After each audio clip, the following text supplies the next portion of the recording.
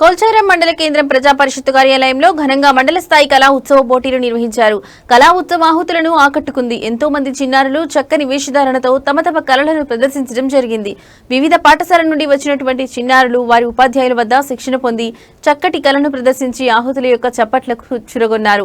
ఈ కార్యక్రమంలో మండల విద్యాధికారి సత్యనారాయణరావు మాట్లాడుతూ మండల స్థాయిలో గెలుపొందినటువంటి వారికి జిల్లా స్థాయిలో పోటీలు ఉంటాయన్నారు.